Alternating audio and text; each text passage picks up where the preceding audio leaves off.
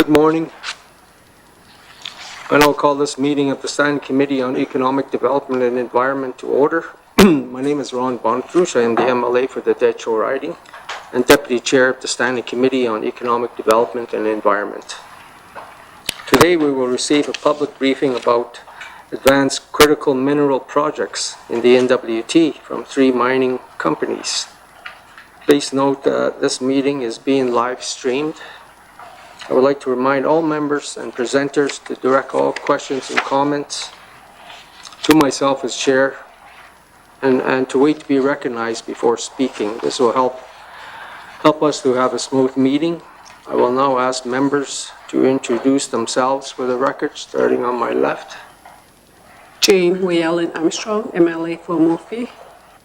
Good morning, everyone. Rylan Johnson, MLA for Yellowknife North. Good morning, Katrina Knockleby, MLA for Great Slave. Richard Jerka, MLA for Trinity Ltd. Caitlin Cleveland, MLA Cam Lake. Must see committee, and I also have staff members in the room. Can you introduce yourself? Katie Weaver, Committee Clerk. Amy Lazat, Committee Advisor. Hardy Sidhu, Manager of Research. Must see, and I'll just let the presenters know we also have in the room here Lindsay McEachern. He's the Assistant Deputy Minister for Mineral and Petroleum Resources, and also we have Dave Nickerson, who is in the interests in the mining industry, mining and mineral exploration, and I believe he is a former Member of Parliament for Northwest Territories. Welcome. The order of business today is that we will first hear from Fortune Minerals. After that, we will hear from Osisko. Third, we will hear from NorZinc. Following all 3 presentations, we will hold a question and answer session with all 3 mining companies. Do we have NorZinc on that? We're waiting. Yes, that's me. Oh.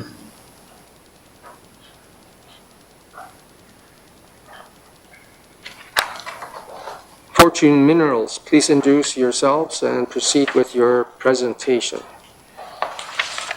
Thank you. My name is Robin Goad. I'm the President and CEO of Fortune Minerals Ltd. I'm just going to assume that I'm audible right now and that I've been unmuted. Katie, am I audible? We can hear you loud and clear. Yep. Perfect. Thank you. So, Chairman or Deputy Chairman and members of the committee, thank you for this invitation to present to you today on Fortune Minerals.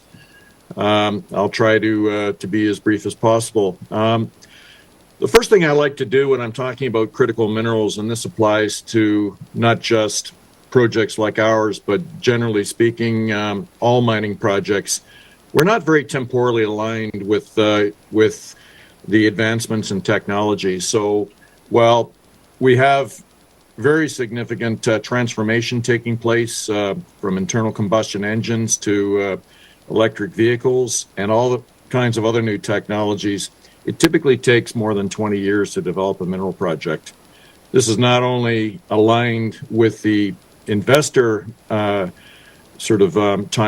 but also we could see significant changes in battery cathode chemistries or even other technologies.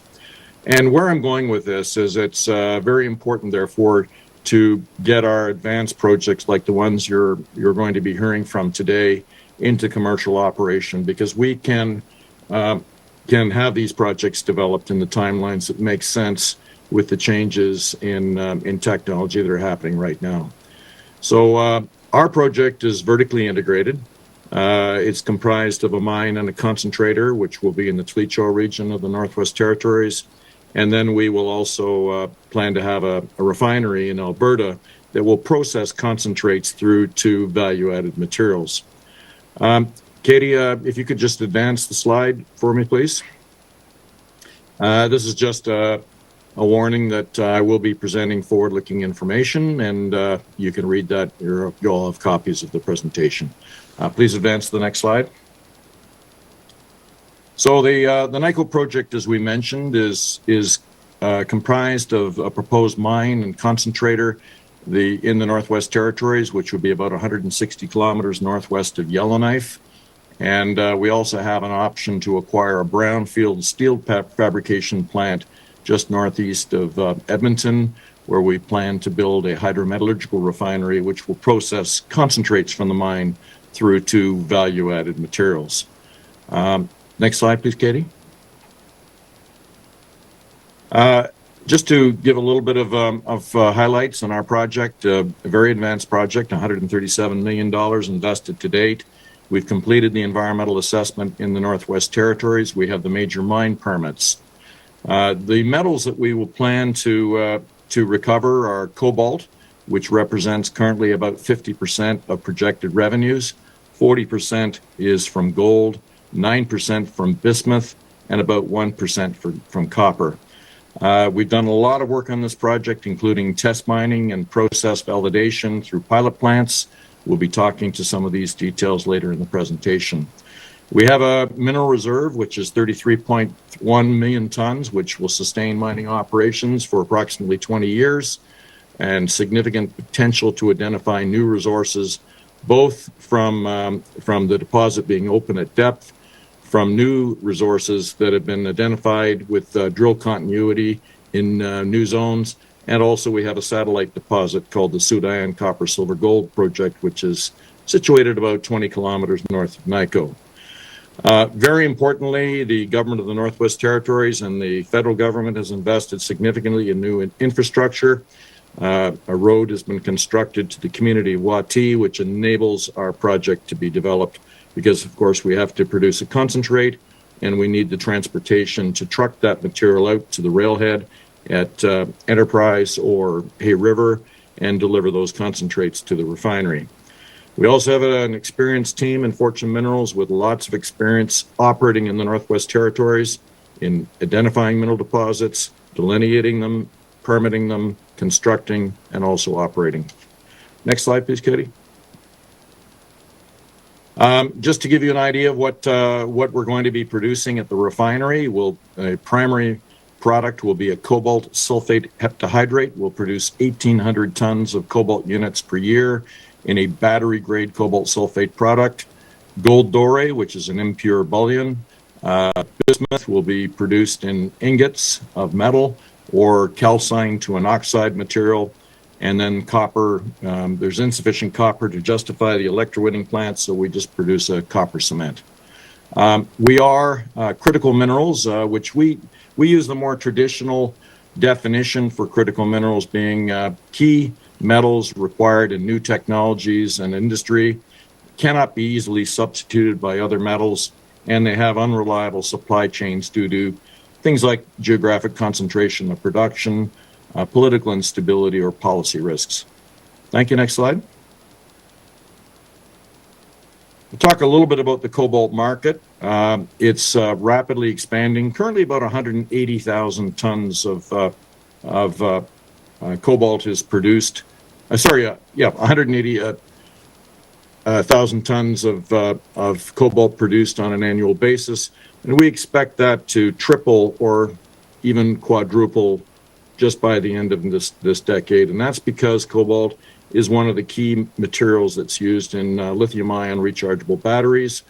And those batteries are seeing growing consumption in portable electronic devices, electric vehicles, and also in stationary storage cells to make electricity use more efficient. Cobalt is also used in superalloys for things like jet engines, industrial magnets, cobalt samarium magnets, hard materials like cutting tools, drill bits, and catalysts and pigments. The key challenge with the cobalt market is about 73% of mine production is coming from the not-so-democratic Republic of the Congo, which is about 50% controlled by Chinese state-owned enterprises. About 75% of refinery production is also controlled by China, and China controls about 86% of the refined cobalt chemical supply. So we need new deposits of cobalt to be developed because of the expanding consumption, particularly in electric vehicles, but also to reduce those supply chain risks because of the policy risks and the instability, but also the ESG concerns with the production coming out of the DRC, which sometimes involves child labor, sometimes involves some poor environmental practices. And just to put things into perspective, the image on the lower right of our screen sort of demonstrates that from an internal combustion engine car to a new electric vehicle will involve about 6 times more critical minerals than are currently used in an internal combustion engine. And this is, of course, very important for the development of new deposits, not just cobalt, but other critical materials. Katie, next slide, please. While bismuth currently represents only about 9% of projected revenues, the NICO project is the largest deposit of bismuth in the world with 12% of global reserves. And bismuth is primarily used in the automotive industry for glass coatings, for example, little black dots on the windshield of your car, anti-corrosion coatings, brake pads and clutch pads. It's also used in pearlescent paints. But bismuth is scientifically recognized to be non-toxic. It's in medicines like Pepto-Bismol. But because of its non-toxicity and very similar physical and chemical properties to lead, it's replacing lead due to lead toxicity concerns. So this involves brasses and solders used in the plumbing industry, where the wetted surfaces of potable drinking water sources have been legislated to be lead-free, but also some really exciting new applications, one of which is to decommission oil and gas wells. There's about 15,000 oil and gas wells currently leaking methane in North America because the plugs that have been used to decommission these wells uses concrete, which shrinks or cracks and allows methane to leak into the environment. So bismuth is seeing some really interesting new market applications. Unfortunately, we don't have time to discuss all of these today. Next slide, please. The NICO deposit has been very well drilled. There are 327 drill holes currently defining the deposit, and there are 3 ore lenses up to 1.3 kilometers long, 550 meters wide, and 70 meters in true thickness. So with 3 mineralized structures, we're typically mining well over 100 meters in any given section of the deposit. Very well defined geological modeling for this project, and it's also open for expansion both at depth and along strike, but also in new zones that have been defined with continuity and drill hole intersections. Next slide, please. The current reserves are 33.1 million tons containing 1.1 million ounces of gold, 82 million pounds of cobalt, 102 million pounds of bismuth, and 27 million pounds of copper. These are primarily situated in open pit mineral reserves, but we do mine a subset of the deposit using underground methods, not because of the geometry or the mining situation, but cash flow scheduling, because we want to access higher grade, particularly higher grade cobalt and gold earlier in the mine life to be able to pay back our capital. So this is very important. Mine scheduling, we need the best value material to go through the processing plant earlier in the mine life. Next slide, please. In terms of the infrastructure around the project, it's now been significantly improved with the construction of the Tlicho Highway. That is in the image on the lower right photograph where we see the bridge across the river at Wati. And also we're about 22 kilometers from Snare Hydro. Regrettably, there's insufficient hydropower available for this project right now, so we do intend to use mine startup with LNG and with very sophisticated heat recovery systems. But it is anticipated that there will be additional investment in the grids in the Northwest Territories, which will enable us to go to clean hydropower in sometime in the future. In terms of the transportation infrastructure, we would have to build a spur road from Guatee up to the mine site, which is 50 kilometers. Then along the Twitcho Highway around the west side of Great Slave Lake to Enterprise or Hay River, where material will be transloaded onto rail and then delivered to the refinery. Next slide, please. One of the most important economic attributes of the project is not grade or the size of the deposit, but how it behaves metallurgically. And up in the Northwest Territories, we will mine our ores, we'll crush and grind them down to 54 microns in size, and then subject it to a very simple process called bulk flotation.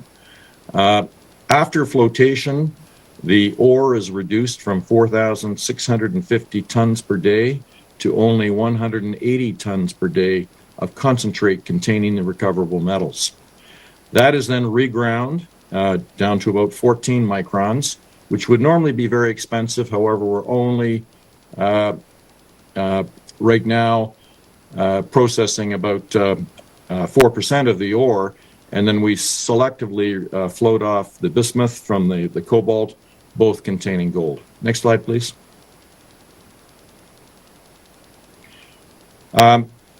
Fortune Minerals has an option to acquire a former steel fabrication plant northeast of Edmonton, which is the ideal place to build a refinery, because Sherritt is currently operating a very similar facility and processing concentrates that are actually mined in Cuba.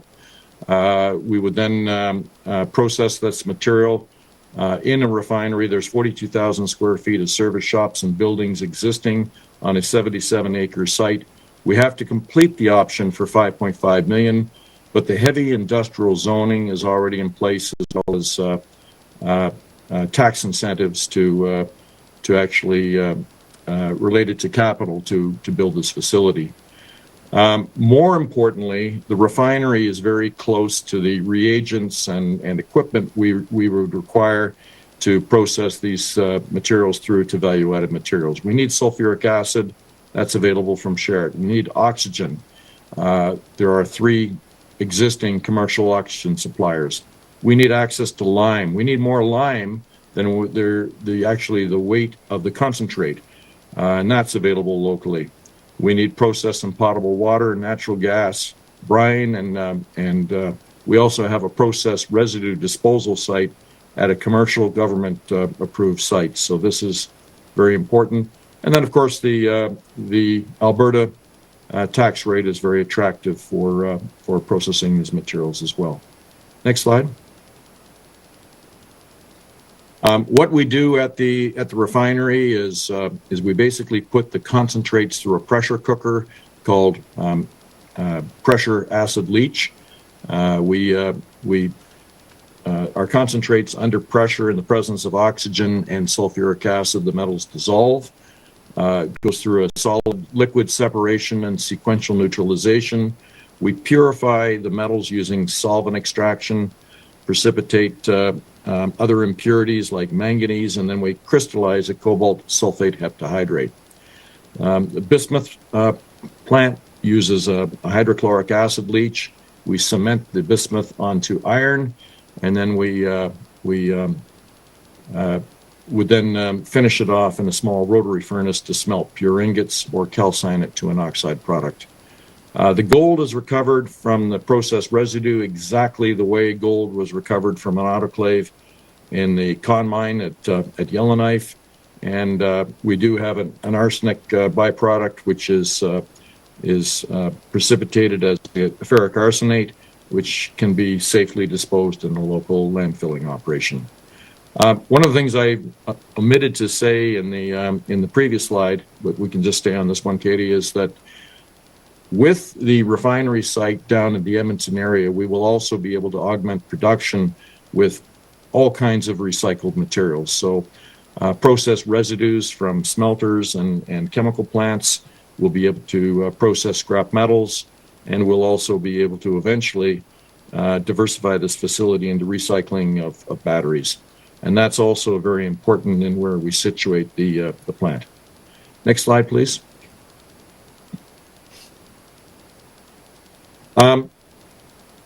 It's very expensive to operate up in the Northwest Territories. We have high capital and operating costs just due to the costs of things up in the north, but also having long supply chains and getting materials up to the north. So we've been working very aggressively on trying to improve project economics with two objectives.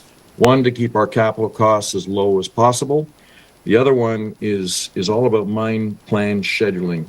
And it's very critical to get the materials that have the highest rate of return into the process plant earlier in the mine life. And this is a little bit requires a little bit of creative thinking because the deposit is upside down.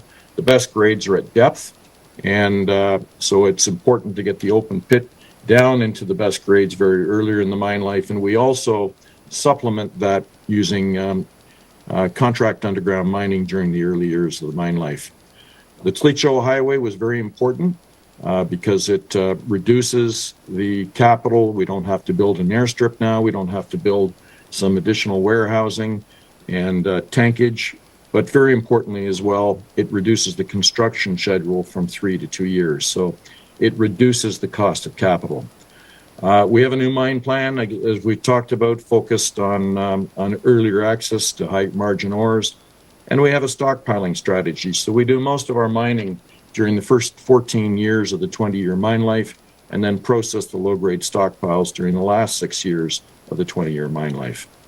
The new refinery, because of the existing facilities, but also the access to existing infrastructure, including rail, including oxygen, and all those reagent supplies, has the potential to reduce the project by about $45 million in capital costs. And these are, again, the two key areas where we're focused right now on accelerating cash flow and reducing capital. We also have a very different environment in terms of indicative government support, but we've been talking about government support for, I think, 4 or 5 years right now.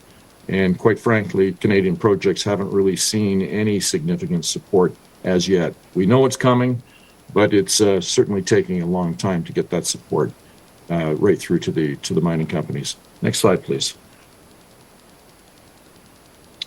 Fortune has invested a lot of energy and capital in ESG engagement.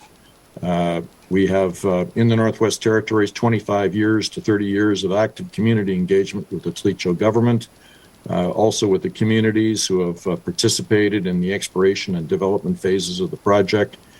We have a settled land claim from and a self-government agreement with the Tlicho government. We have cooperation agreements and an access agreement with the Tlicho government. Fortune has completed a socioeconomic agreement with the government of the Northwest Territories. We're also working with governments on discussions leading to infrastructure investment, some of which has been completed, like the Tlicho Road, but we're also now talking about electrical grid expansion. Also, the refinery site is brownfield. The industrial zoning is already in place, and we have indicative support coming from both the Alberta and the federal governments, and the Industrial Heartland Association, where the project will be developed, is specifically designed to attract heavy industry like ours. Next slide, please. So the next steps, we are operating in a very, very difficult capital market regime right now for mining companies. Extremely difficult to attract capital. And so that is one of the major challenges that's impacting the company at this time. We're trying to get a strategic partner to help develop this project. It does have high capital because it requires a investment in not only a mine and a concentrator, but also a refinery. And this is very important for Canada because if we simply export our concentrates out of Canada and process them in China, we've not only lost that value-added processing, but we've also lost the materials to Canadian industry. So very important that the projects with downstream processing get developed in Canada so we keep those materials available for domestic supply. We are also engaged in some of our project financing, everything from commercial banks to Export Development Canada, US Exim Bank. But the key missing ingredient right now is to get a strategic partner. And generally speaking, the companies that want our product for batteries and for electric cars don't really want to be in the mining business. So it's a bit of a chicken and egg situation right now, and trying to get private equity position basically to help projects like this get across the line, so that we can provide the materials that industries such as the car industry and the battery industry require. Once we have completed the next stage of financing, we have to complete the the acquisition of the refinery site. We have to complete an updated feasibility study based on the new refinery site, as well as detailed engineering. It would take 2 years to construct the mine and the concentrator, and the refinery about 18 months, which would be done concurrently. This does align with the demands for the materials that we're going to be producing. So we think that very important, again, to get advanced projects through to the construction stage. Okay, next slide. And that's just a shot, of course, Northern Lights over the NICO project. This was in 2021. I guess we'll be doing the questions after the completion of the other two presentations. So thank you very much for listening to our pitch. We look forward to the discussion phase.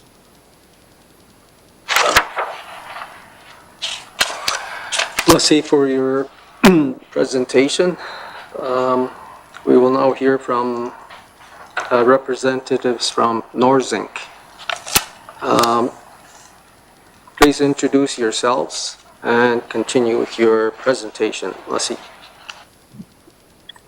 Great, thank you very much. I'm Rowan Hazelton, President and CEO of NorZinc, Chairman, Deputy Chairman, and members of the committee. Thank you for having myself, and also have a colleague with me, Claudine Lee, VP of Corporate Social Responsibility, here to present and answer any questions that you have. If you can, next slide, please. Great, so I think many of you are familiar with NorZinc and our Prairie Creek project, which is owned by our subsidiary company, Canadian Zinc.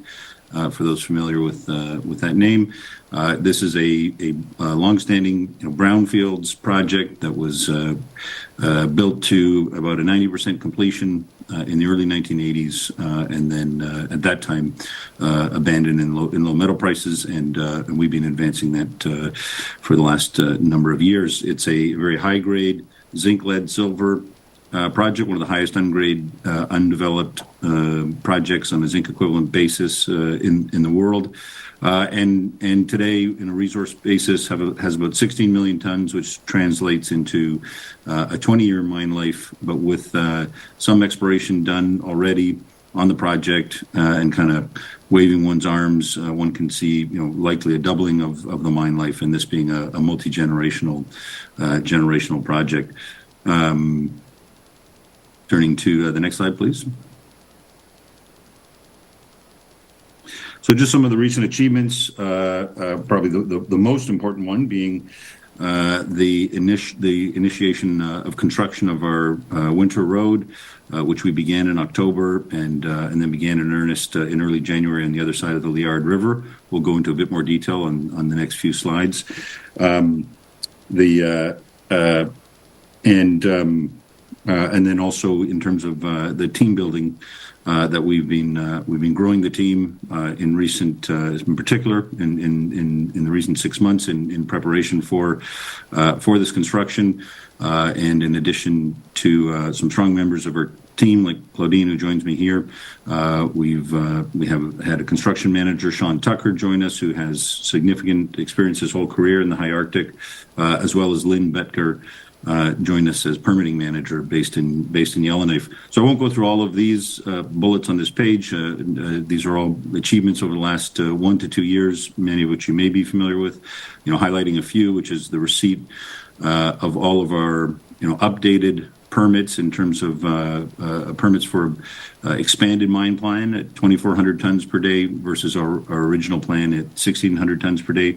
We received those revised or new land use permit and water licenses in August and September of last year. We also received all of the, I call them small P permits or the management plan approvals for the beginning of the construction of phase one of the all-season road, which we call the Pioneer Winter Road or Winter Trail. A number of other key agreements that have been signed in recent years, in addition to prior agreements with our First Nations partners, being primarily the Nahadeni Butte Band, as well as the Achutenikoi First Nation and Lilikwe First Nation Band in Fort Simpson. We also have, a very strong working relationship with Parks Canada, given that, our mine is located in more or less the center of what is now Nahanni National Park, although the mine was there first. The mine is a carve-out from the Nahanni National Park Reserve, and approximately half of our proposed all-season road goes through Parks. Goes through the park, and we work very closely with Parks Canada, and we also have some strong agreements with potential customers in offtake, particularly for the zinc concentrate, and obviously relevant to this meeting. Zinc was added to the critical minerals list in Canada in March of 21, and in the U.S. At the end of 2021. Turning to the next slide. This is really just a visual in terms of the road construction we've been undertaking. What's exciting is this is the first land access to the Prairie Creek mine in 40 years. It's 170 kilometers access road, and I think the visual on the left is at about kilometer 125. Construction that has been ongoing again from on that side since the beginning of January, and then on the right-hand side, I think that maybe around kilometer 140. We call the kilometer marking 0 at the mine site and 170 where it comes out at the Nahanni Butte access road.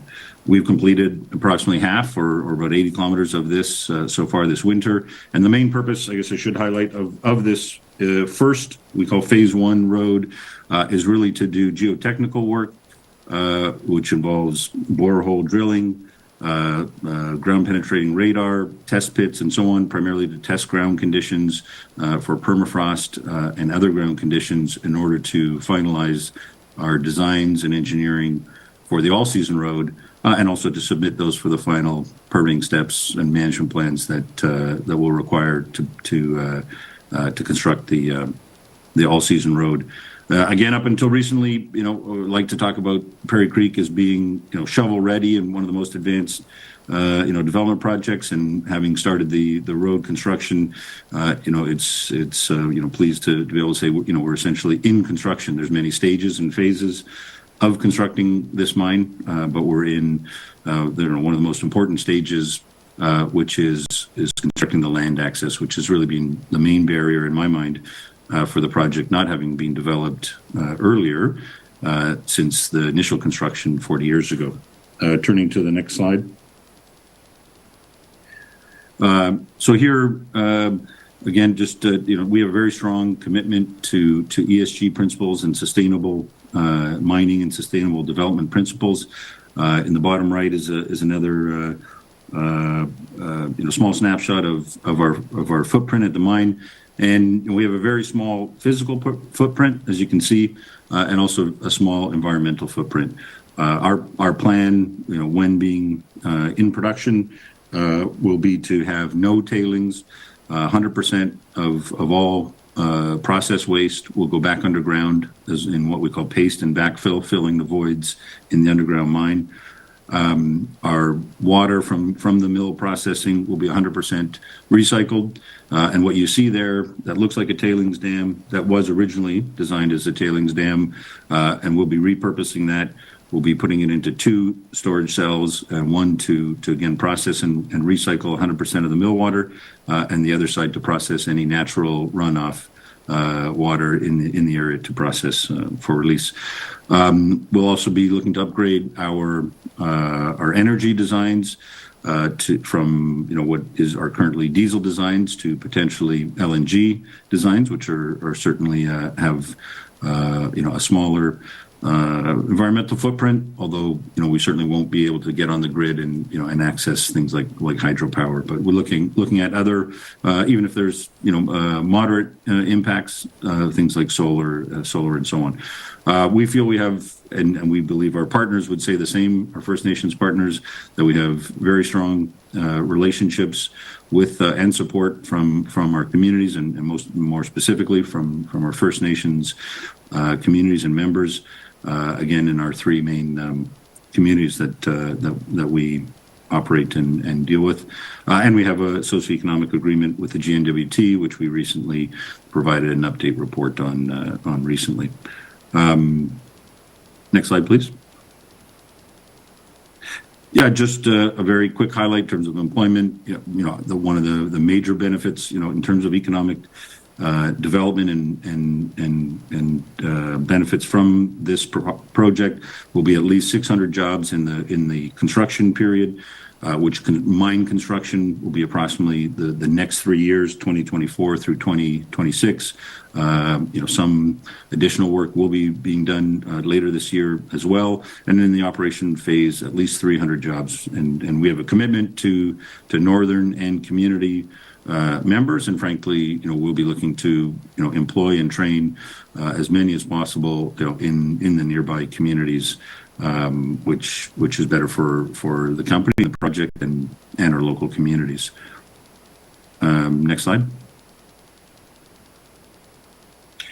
Yeah, just a few bullets on overall impact from an economic development relevant to this committee in the current projection. The mine over 20 years would produce at least $8 billion in revenue, and of course with a multiplier effect, a much greater number than that, even in indirect economic development. And that's only factoring in the 20 years of the resource that we have outlined today.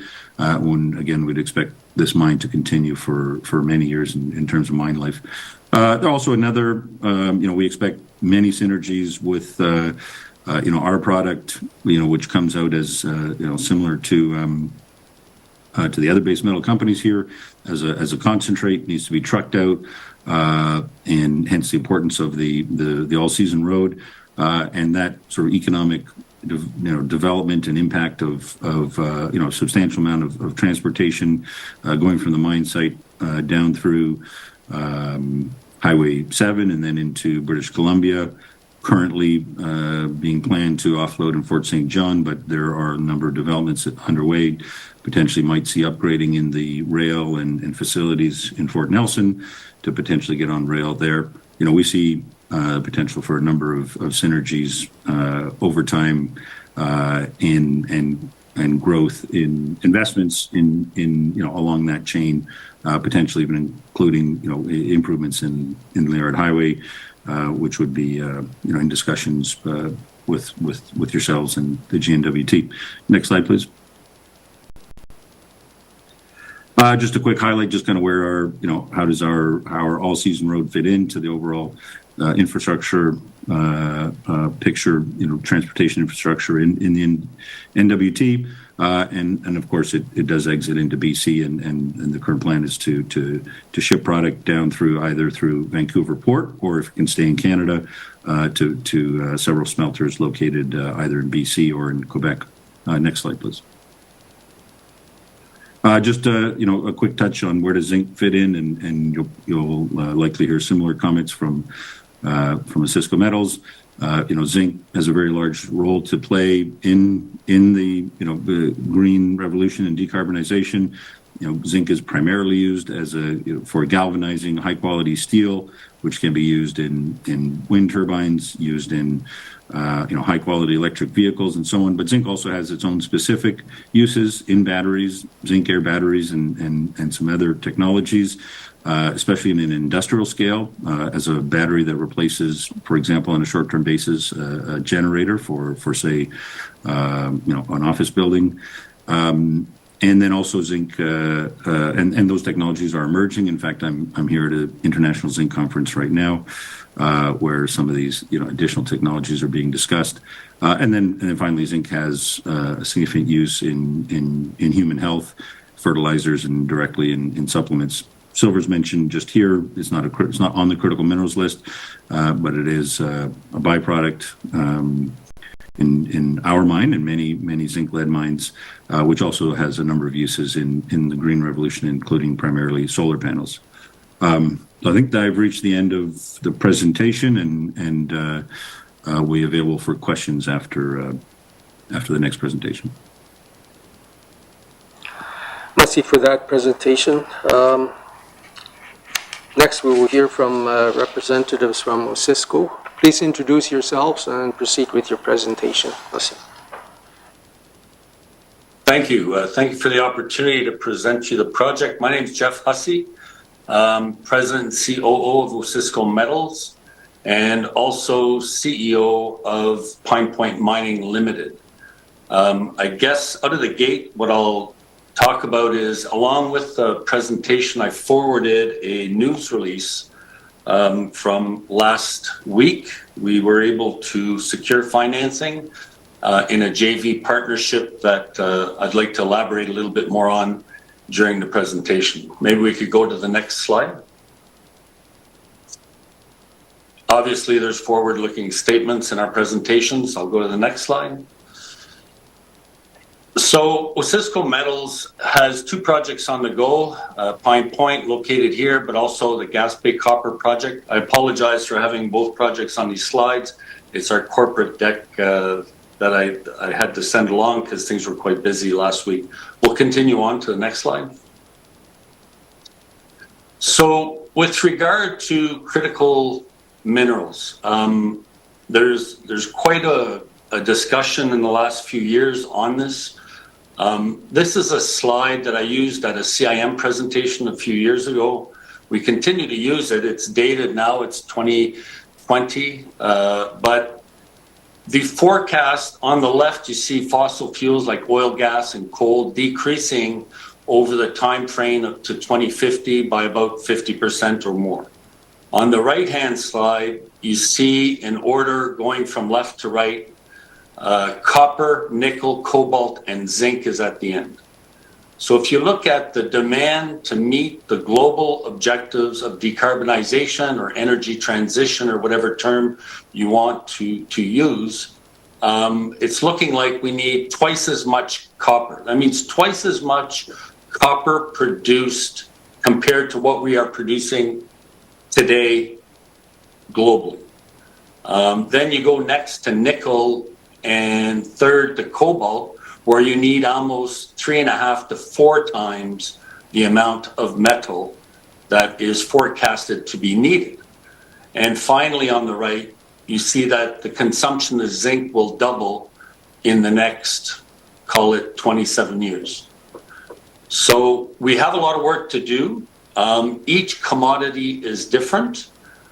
In the case of copper, there are projects in the world that are known, that are low grade. They'll require a higher capex, but we have to get them permitted. And I would say that the price is going to have to increase in order to incentivize that. Our chairman did a talk about that in Quebec here last week.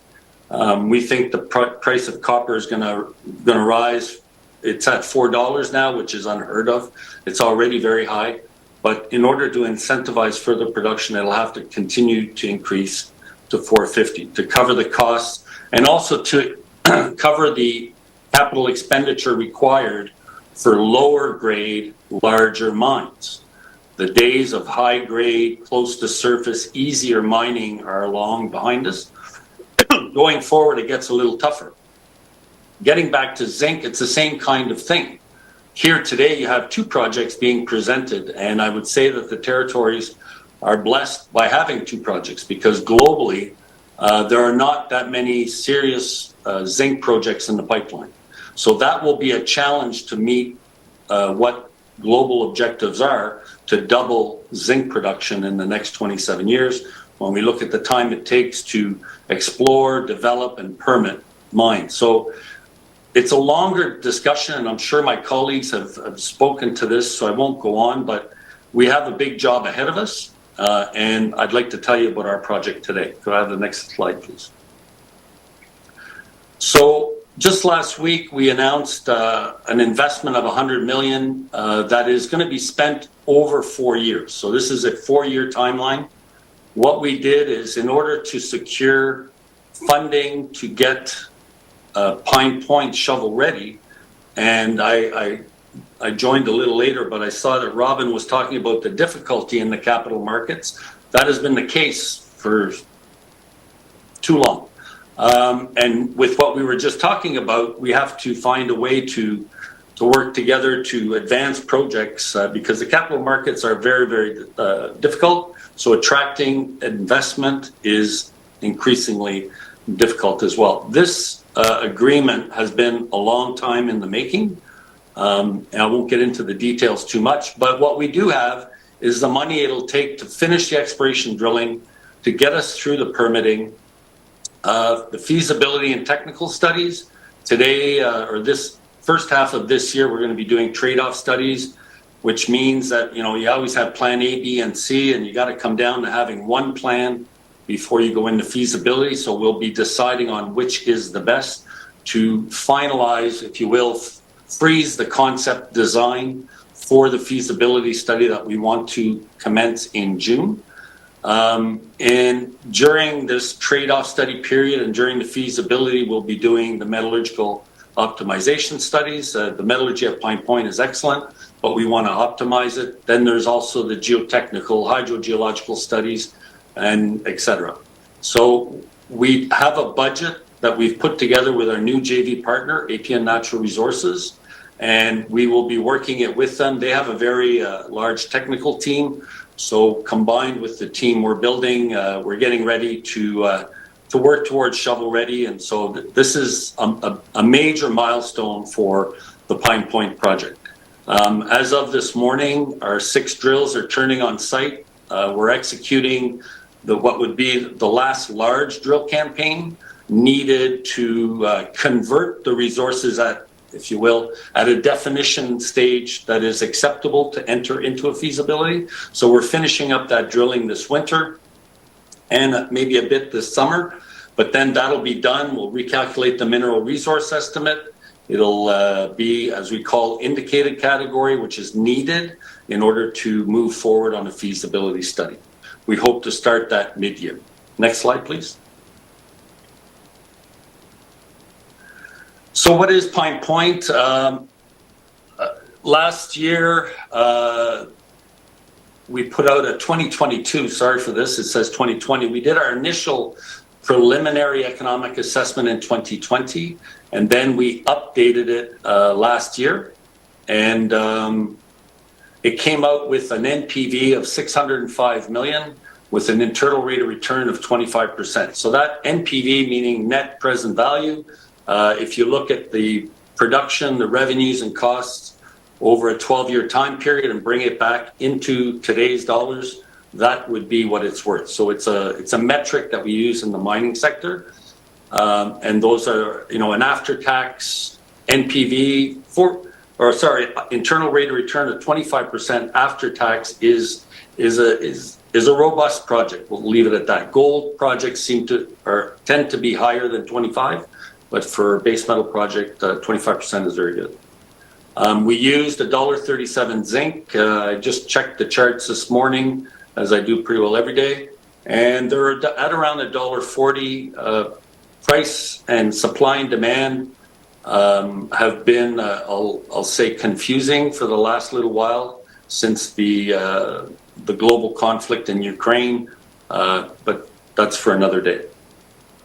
Pine Point has the potential to be top 10 global zinc mine on a production basis. And more so, it's known to be in the past, when it did produce back between 64 and 88, it produces a premium high-grade clean zinc concentrate. And that's going to be very important in the market going forward. And I think just about every smelter will want to get a little bit of Pine Point because most of the concentrates on the global market have deleterious elements. things that the smelter needs to manage, and in order to manage it, it needs a clean concentrate. So we think that our product is not only high grade, but clean, and it'll help dilute in the smelter process. So it'll be a sought after commodity, which is great for Pine Point. What we like a lot about Pine Point and what drew us to the project was the location with the infrastructure in place, with the power substation located on site. We talk about a lot in the past, the railway from Edmonton and the power dam that was built for Pine Point, the initial reason for doing that. And we'll talk about that hopefully a bit more. We wanted to do this for quite a while, but just I'd say the second half of last year, we signed an MOU with NTPC to say that we would like to purchase the remaining power that's available on Tulston, that's produced at Tulston Dam. And in fact, we would like to have much more. But we're going with the current optimization that's undergoing. We will buy what comes out of that. But we would love to see more green power at Tulston. It would help eliminate our LNG that we plan to put in to close the gap of power needed. So that's something that I talk about regularly.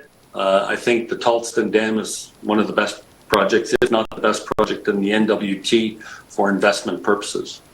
The rail access will be to the west at Hay River, within 60 kilometers or so.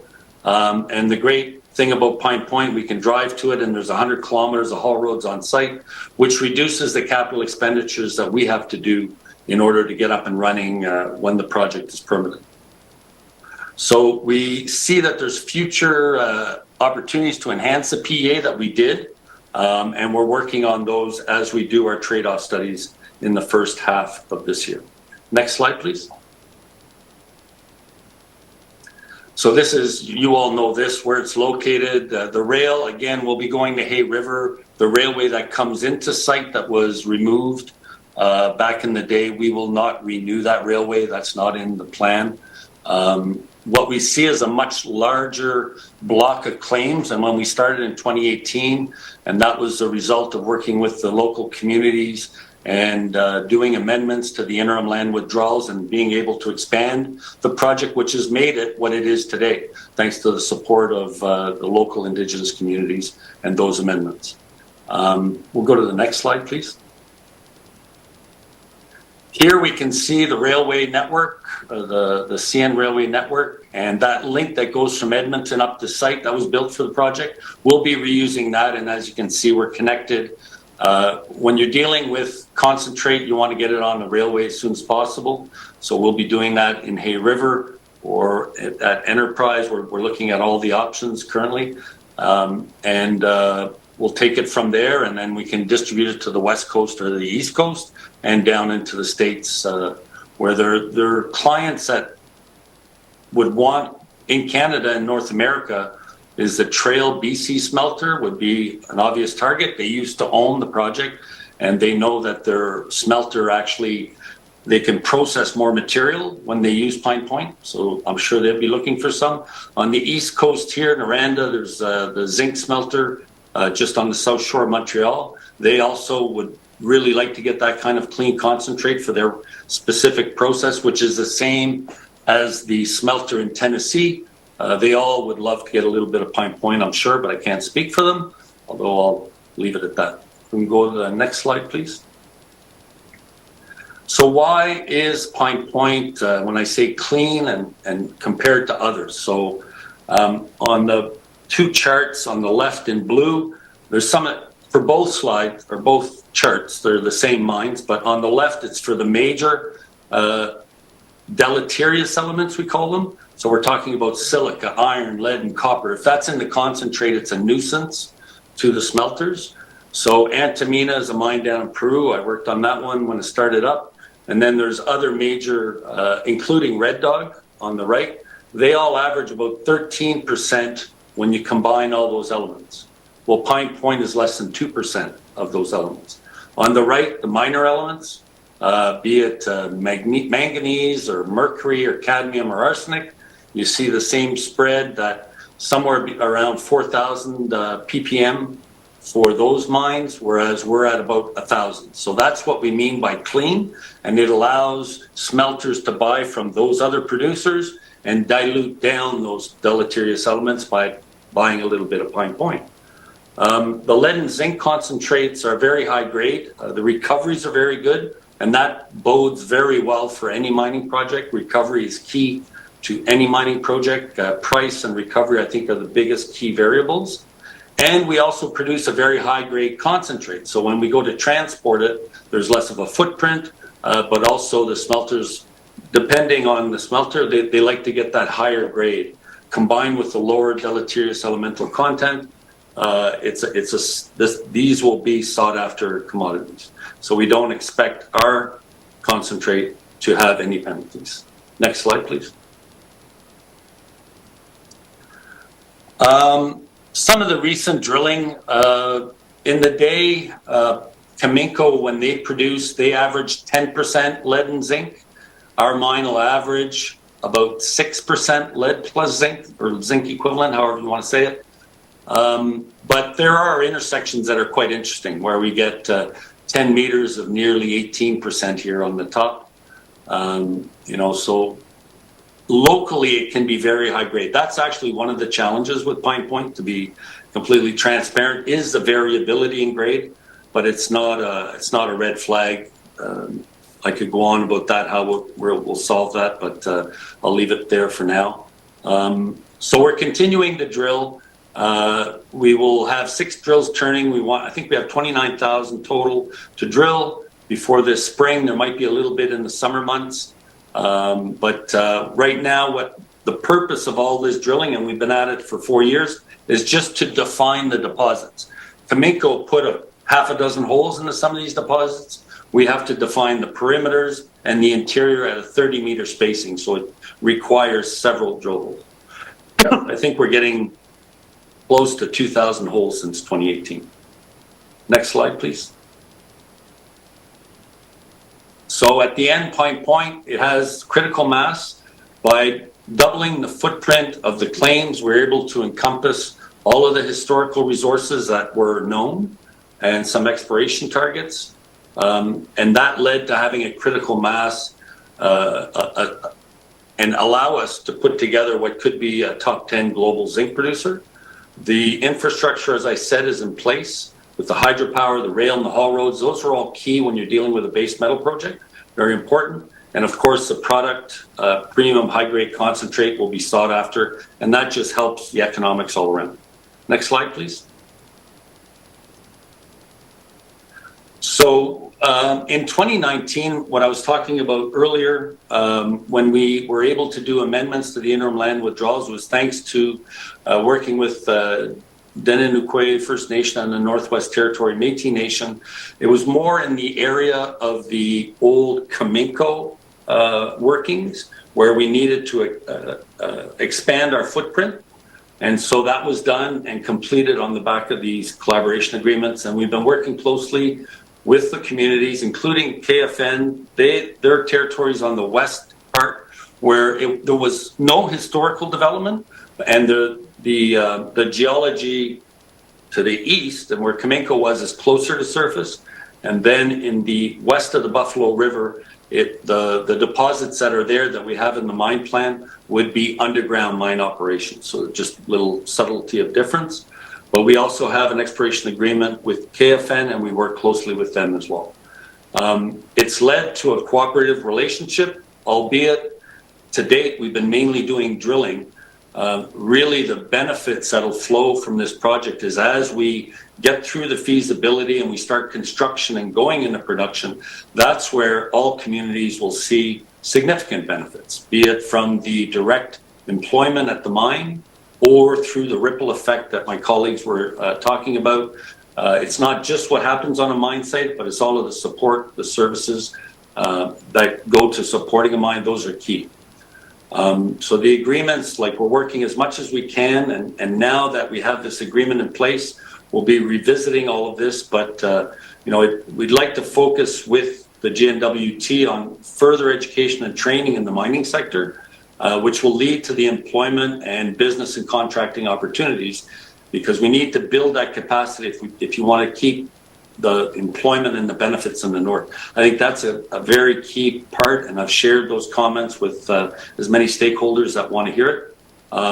We're trying our best to share information with COVID was a challenge, but now I know my colleagues are at site today. They're going to be visiting the communities this week.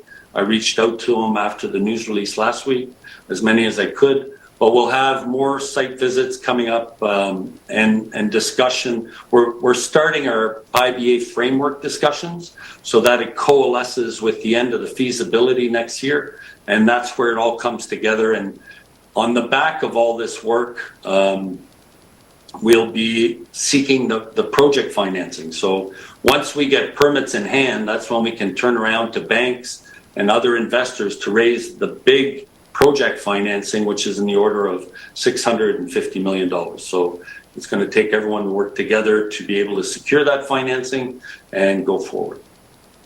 Go to the next slide, please.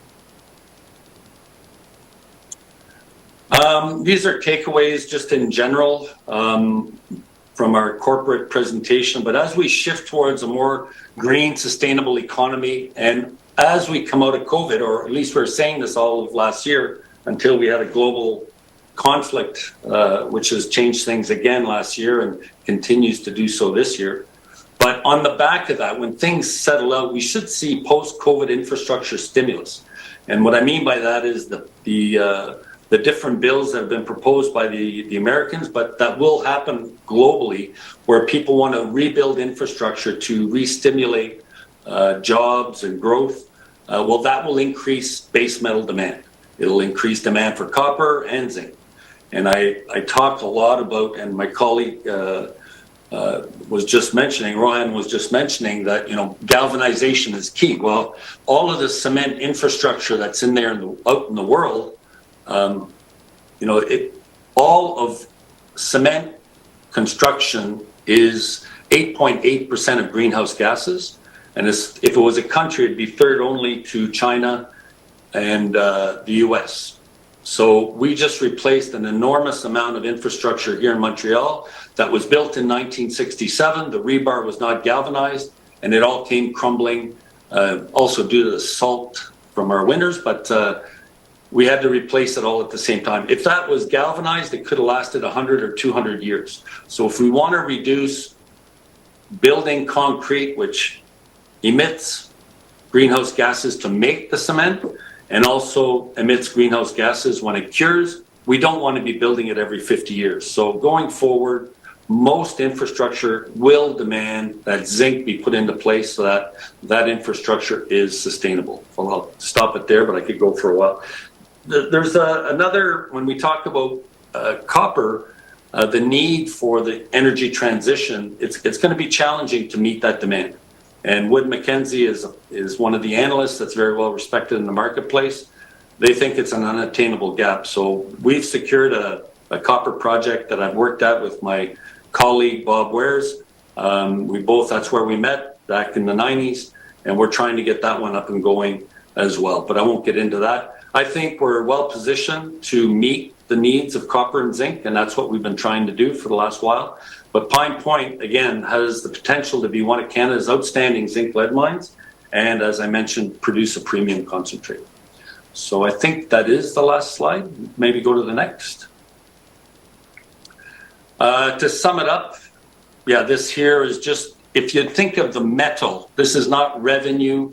It's just to give people a sense of what's in our company, but in both projects, there's 8 billion pounds of zinc and lead in the resource. We hope to mine most of that in the 12-year period that's proposed in the mine life. But if you look at it, there's a potential of, zinc is at $1.40, lead is at 95 cents, but you can see that if you do the math, it's a big number. And in copper, in Gaspé, it's 3 billion pounds, but copper, of course, is floating around $3.50 to $4 these days. But even that price may not incentivize that project. So we're looking at something north of $4. So with that, I'll leave it open for questions.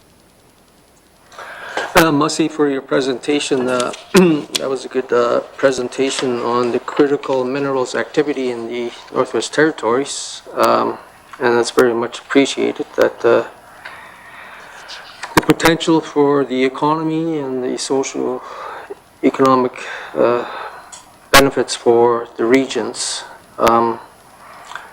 Committee will open up for questions to the companies. For Fortune Minerals. We had the presenter Robin Gold. Osisko, we had Jeff Hussey. NorZinc, we had Rohan Hazelton. Ms. Knockleby. Thank you, Mr. Chair. Thank you for the presentations. I will try to restrain myself from getting super excited about the fact that there is potential mining projects coming down the road, and a lot of these were in discussion and conversation when I first moved north 16 years ago. So really happy to see things advancing. I know lots of people working on the Prairie Creek Winter Road, and they're all very excited for that project. I know that you've also managed to get Claudine on board, and I can't say enough good things about her and her work in the north over the years, before I was a politician and after. So my questions I'm going to start with are for the Nico mine and Fortune Minerals. So my first question is, given the current plan that's been submitted to the Water Board, is there any upgrades or changes that needs to be made to that submission prior to going into the actual operation of the mine, or can it proceed with the plan that's already been submitted? Thank you. I see Ms. Knockleby, Fortune Minerals, Mr. Gold. Yeah, thanks. So Katrina, there are a couple of small amendments that are planned. One is we were originally going to do our secondary flotation at the refinery site. We now plan to do that at the mine site. That will require a very minor amendment, which is in the planning stages right now. Secondly, there was about 18 kilometers of our access road which was not included in our EA and not included in the government road, which is a fairly benign area, and we've been engaged with the regulators and are pretty confident that approvals can be secured for that in a matter of a few months. Those discussions are ongoing, but those are the only significant amendments. We were looking at an expansion to 6,000 tons per day at one point. Unfortunately, that actually reduced the net present value of the project. The big challenge with our project is the high cost of capital and having to build a completely vertically integrated project to be able to capture all the metals that are there. So when we are investing additional capital in an expansion of a mine, a concentrator, and also a refinery, then we ended up processing lower grade material. We basically reduced the revenue and reduce the NPV. So we've got that pretty much nailed right now. The original feasibility study was done at 4,650 tons per day. We're back at that. We've got a small expansion to the underground portion of the mine, and we also have looked at optimizations, which is more about cash flow scheduling. The better material going through the process plant earlier in mine life, but these are all very minor changes. Thank you. I see Ms. Knockleby.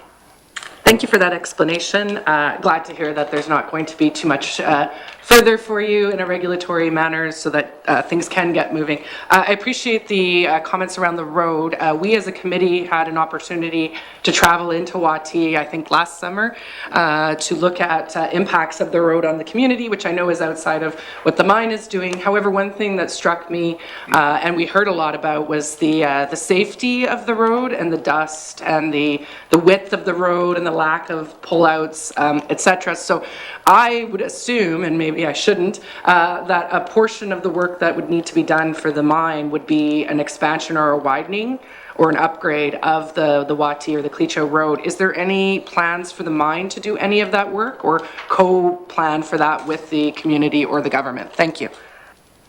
Okay, so this is the first I've heard of the mine, or sort of the Wati Road being inadequate.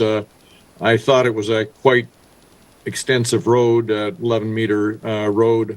The spur road that we're planning to build would be a much narrower road, about 6 meters wide, with pullouts, radio controlled, because the traffic is relatively small.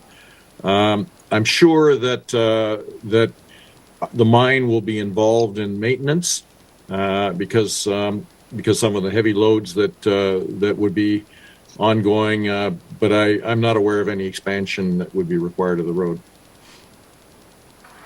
Merci. I'd just like to remind the presenters to wait to be acknowledged from the chair. The next person I have is Ms. Cleveland.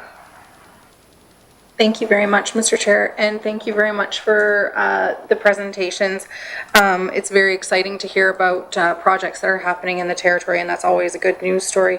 My question is for all three presenters. During the Fortune Minerals presentation, there was a comment made about, I guess, looking for an expectation of significant government support, and I'm wondering what that government support would look like for the organizations that have joined us here today to potentially, I guess, help expand and grow the ventures moving forward. Thank you.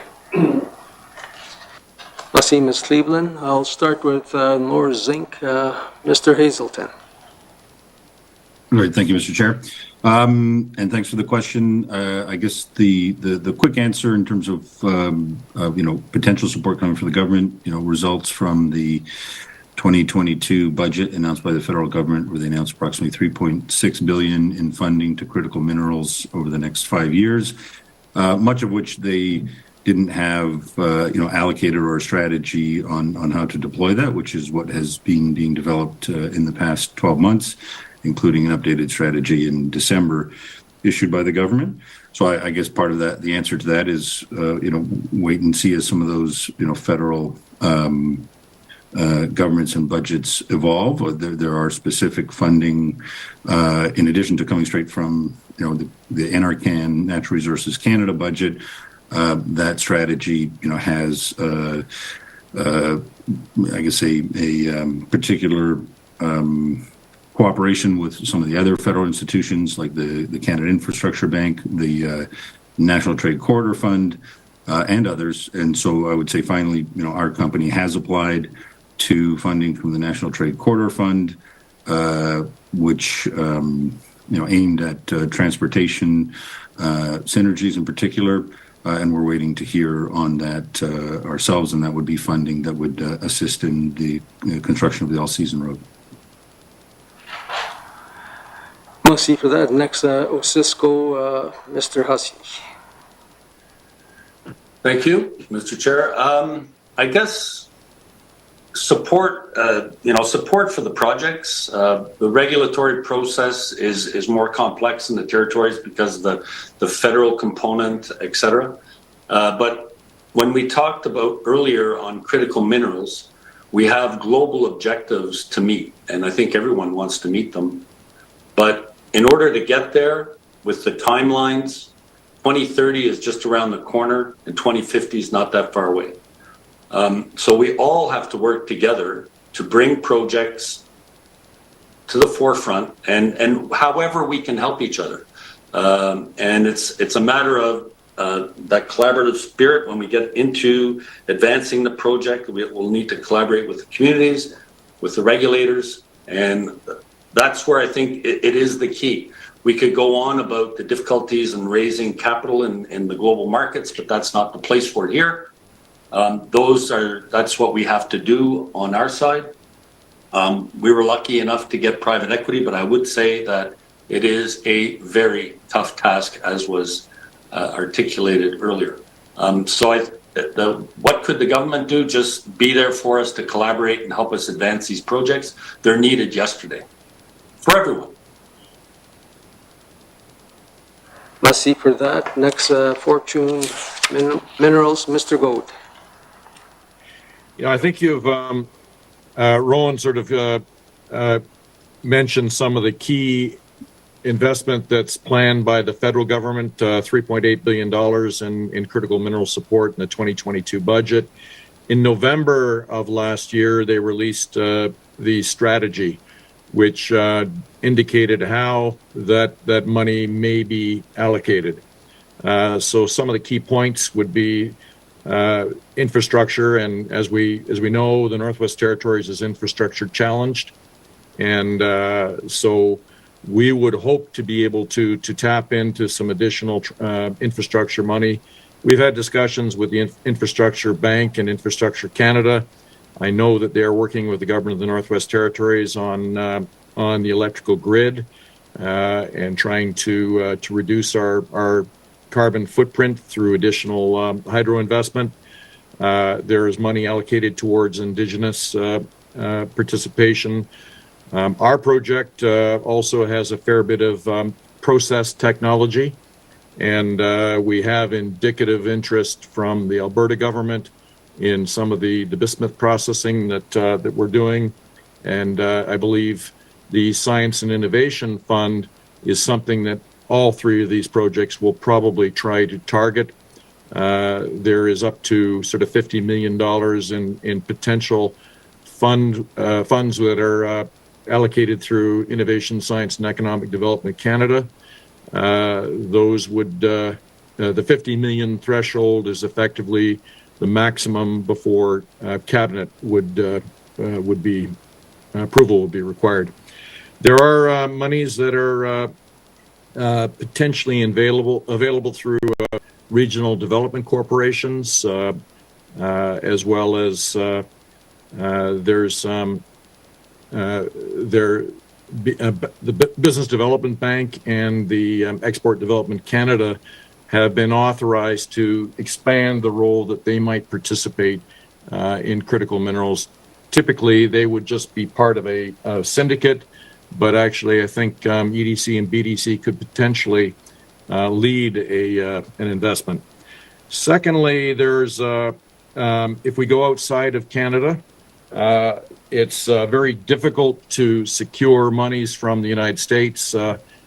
Projects through the Department of State in the United States, we don't qualify because we're not a third world country. There are large pools of capital available through the Department of Energy.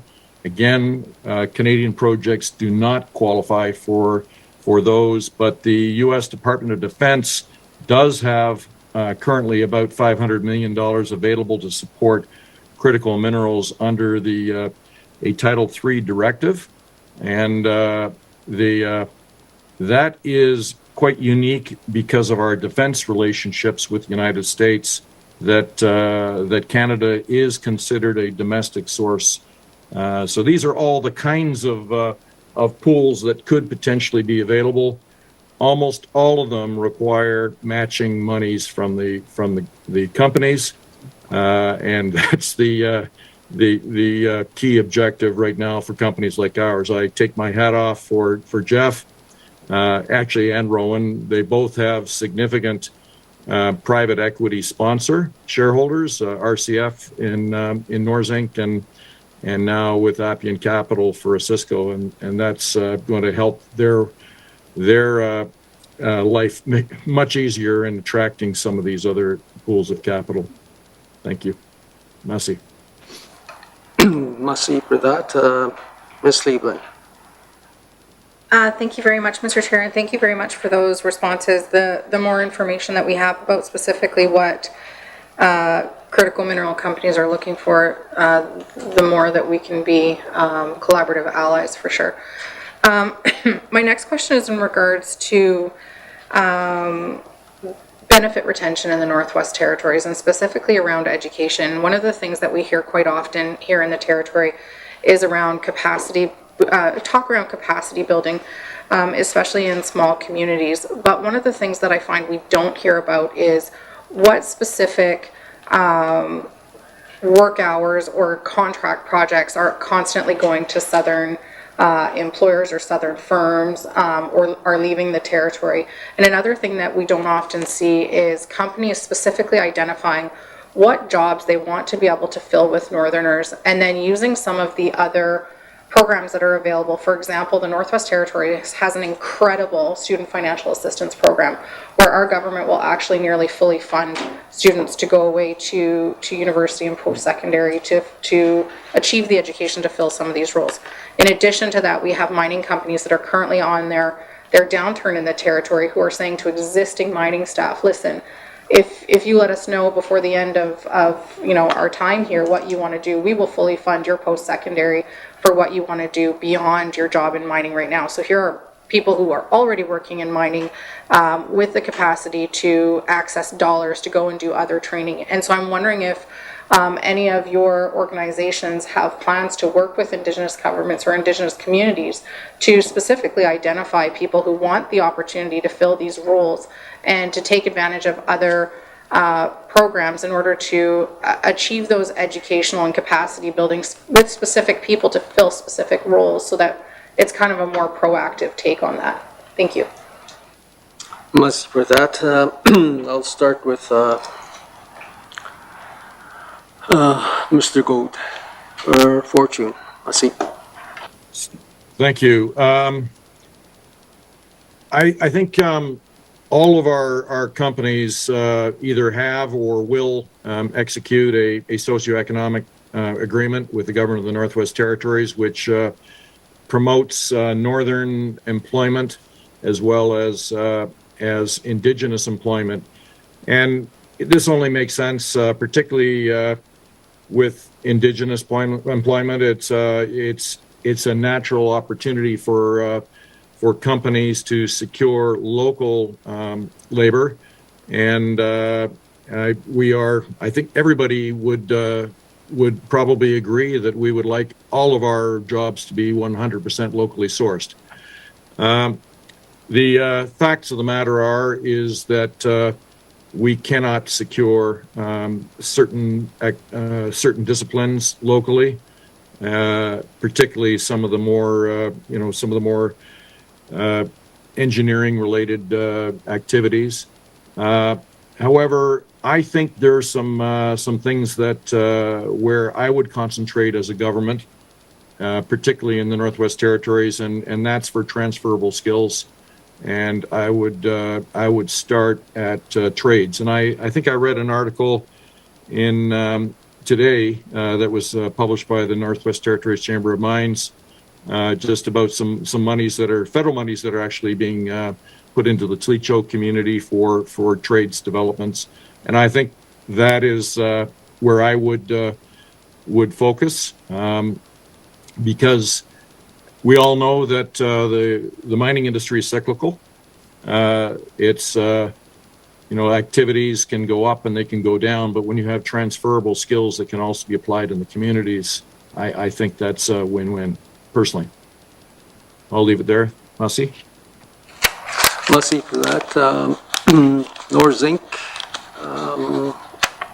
Mr. Hazelton. Great. Thank you, Mr. Chair. And thanks for the question. At NorZinc, I guess there's two aspects of your question. There's jobs, and then there's the future training. Just responding quickly to the current jobs, which still, as we're in sort of development phase and now construction on the road, are obviously much less than we outlined when we're in full production and full construction. But we're cognizant of meeting not only those commitments in the SEA, but as Robin mentioned, it's practical and beneficial in many ways. And just to give a scale, our job workforce, say in summer drill programs, is typically around 25 people. Multiply that by 2 for rotations, and currently in road construction it's about 50. Multiply it by 2. On the drilling side, in this past year, we did hire an NWT, so a Northern and First Nations drilling contractor, as well as our general contractor on the road is a Northern and Indigenous general contractor. And some numbers I've seen on their side have currently over 40% Indigenous workforce working on our winter road. As far as the kind of looking to the future, for future jobs and training, we've been working for a number of years with a collaborative committee we call the NorZinc Regional Committee that involves our regional community and First Nations partners and organizations like Aurora College in trying to identify those roles and when they'll be ready and available on our side, and then working to ensure people are trained and ready. So we continue to do that work, and that will advance and likely ramp up in the sort of near to medium term future as our construction continues and our target dates of production become more clear. Thank you. Merci for that. Next we have Osisko. Thank you, Mr. Chair. I was just thinking of a statement, but in my view and what I've seen is local employment equals long-term employment. Being in the industry for many years, fly in, fly out, I've done it. There's pros and cons, but the more local employment we can find and source, probably the longer term the employees will be. So that's my first statement. We work, all of us, with the Chamber of Mines. There's quite a few resources that are available out there. And I would invite you to maybe put a focus group on that, to work with the Chamber of Mines in distributing and communicating all of the tools that they have already available to interest people in the mining sector, and to help guide some of the people into what sector would be best fit for them. This is going to become more of a sense of urgency. The more local employment we have, the less the footprint of flying. Now people are down to 2 in, 2 out. They're flying more than they're working. As far as I'm concerned, my fly-in, fly-outs were much less. It was 4 and 2 or 3 and 2, but now it's 2 and 2. Anyway, I won't get down that road, but I think the training is key. We got to start training to be able to fill in. I agree totally with Robin. I think the best short-term goal would be to accelerate training in trades so that people can get engaged in the mining industry. And then in the longer term, become engineers, become geologists, become metallurgists.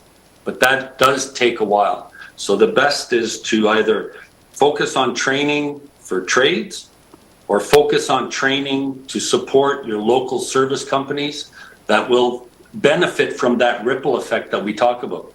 But when the time comes to hire and get the projects up and running, we have to find the employees right away. So there's, in the case of us, if we look at, we're aiming to work towards permits for 2026. That's 3 years out. We're going to need 280 people for construction with a peak of 500. When we go into production 2 years later, it's going to be 460 people with shifts of 230. That's a lot of people to source. The only balance I see in trying to hire locally is that Diavik. I saw recently that there's an expansion and maybe an extension, but we may coincide with some people looking for new employment that could be sourced at Diavik. But we have to build the capacity in the short term, and supporting, again, training, getting them into the trades path, or to support the local service companies. I think that would be key.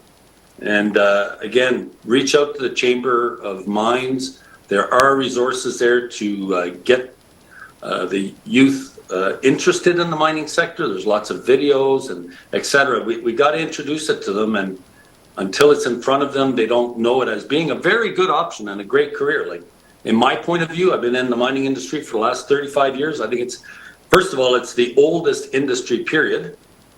And it's probably the best industry out there. I'll leave it at that. I know that's a biased opinion.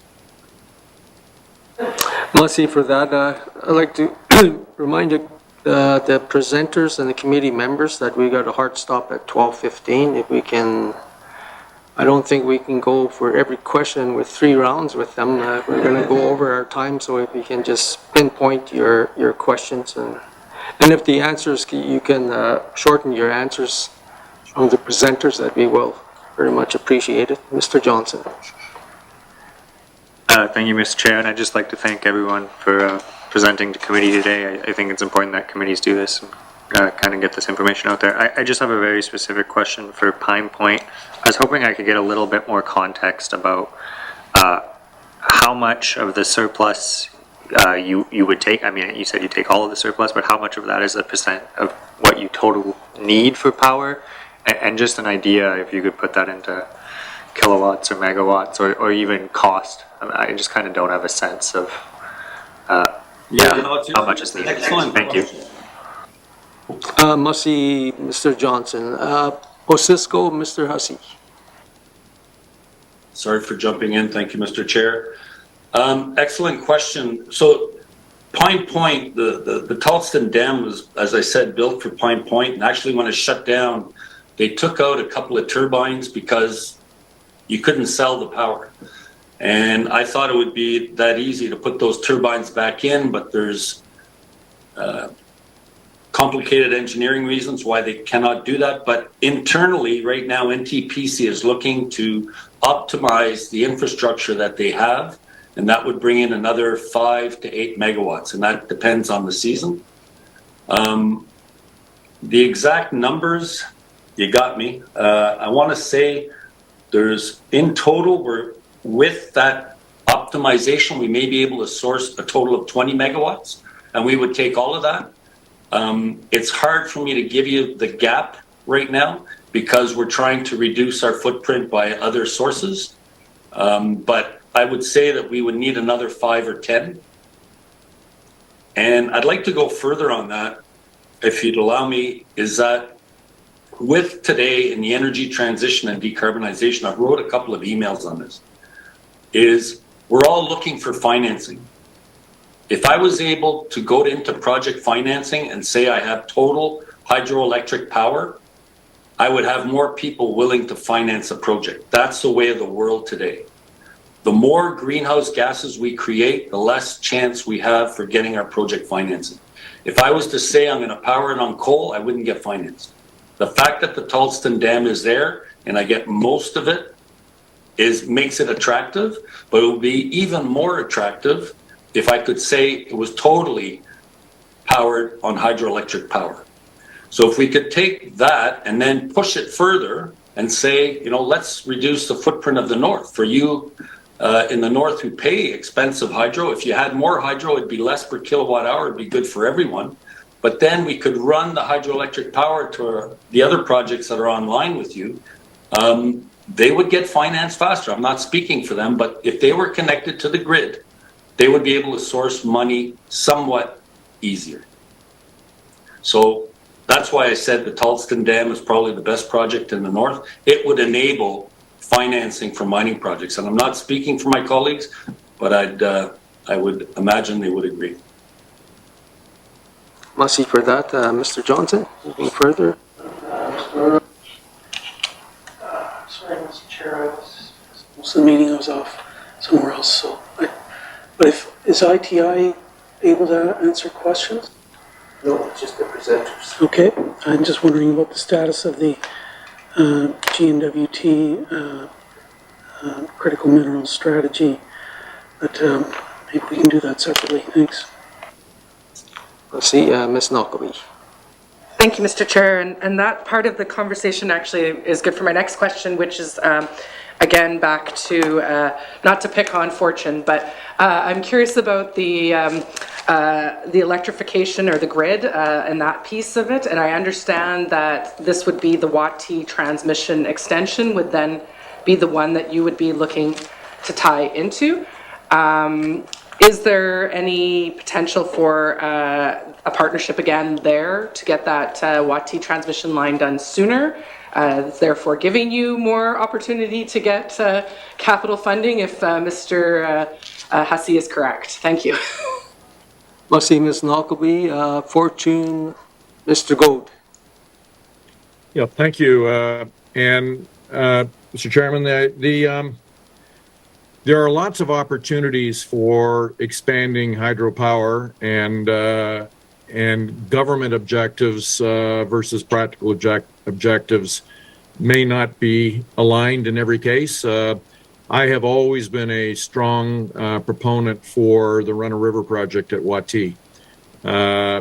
This is a relatively small incremental expansion of the Yellowknife grid with up to 14 megawatts of additional power available, which could be easily fed into the existing Yellowknife grid. It's a much lower capital project than what you're looking at in joining the two grids together. I think there's no excess hydropower available on the Snare grid.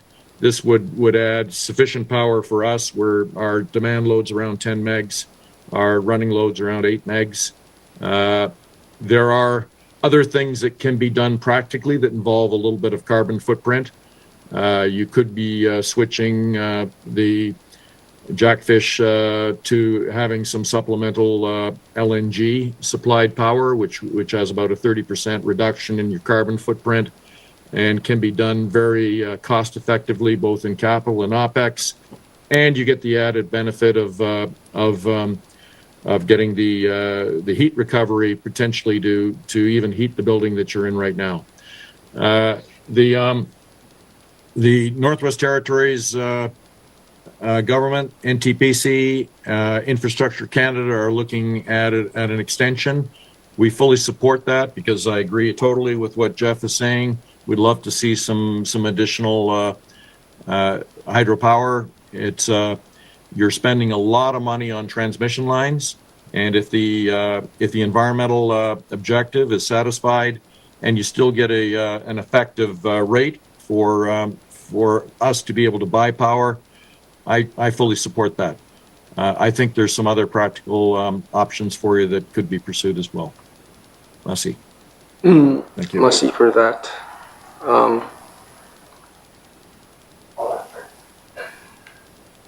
Ms. Lockleby.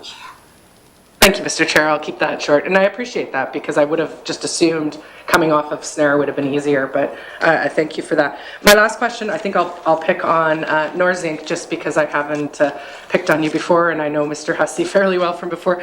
I'm just curious about the innovation, et cetera, portion that was mentioned earlier and getting that kind of funding, and that brings me to university partnerships. We have a lot of universities that are already operating here in the north, and I'm just wondering if some of your innovative work or any of the work really around the mining sector could be supplemented with funding or staff or resources capacity from those universities. Thank you. Merci. Mr. Hussey. Yeah.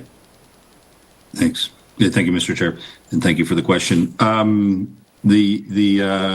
guess I'll reiterate that we do currently work via the NorZinc Regional Committee with Aurora College, also the Mine Training Society, and we are looking to sort of expand that reach and level of cooperation. Specifically on your question around innovation, I'm not. I will have to take that offline to our team and pursue what additional areas of of both sort of funding, but let's say more importantly partnership with universities, both for students, it sounds like for research and and actual potential development. So I'm sure there's some areas in terms of around geology or water treatment and so on. Countering that with the fact that this is a fairly straightforward mine operation. The plant is pretty straightforward. And the mining methods being long hole open stoping that are proposed are all fairly conventional. Even going to the paste and backfill, which I mentioned earlier, certainly not all underground mines are doing that, although more and more are going to, limited or no tailings, often in the first case being dry stack tailings potentially, but there are others that are doing similar, which is, full underground paste backfill. But Thanks for that comment. I will take it away to the team and with Claudine on the call right now, she will ensure that I do. Thank you. Let's see, committee, we've run out of time for further questions, but I want to thank all the presenters for presenting to us today and indulging us with questions, which is very much appreciated. I think we would have liked to have spent the whole day with you three by the excitement of the committee. But Mussy for joining us today. This concludes the public portion of our meeting. We will take a 1-minute break before going in camera, Mussy. Thank you very much. Thank you very much. Have a great day. Thank you very much. Masicho.